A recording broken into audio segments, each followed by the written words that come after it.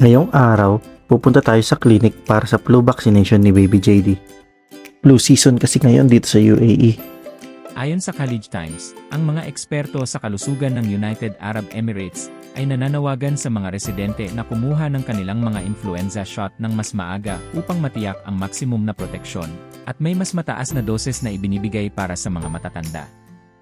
So ngayon, naglalakad kami ngayon papunta sa clinic. Sobrang init ngayon dito sa Abu Dhabi pero a few minutes away lang naman kami kaya naglakad na lang kami. Ngayon, dito naman sa may parteng sidewalk kami naglalakad. May mga puno na dito kaya medyo may lilim na rin. At eto nga pala ngayon ang itsura ngayon ni Baby JD.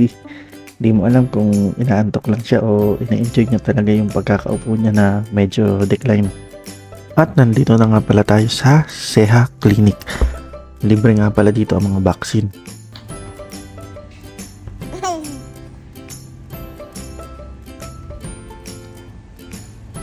At ayun, after a few minutes natapos na rin kami.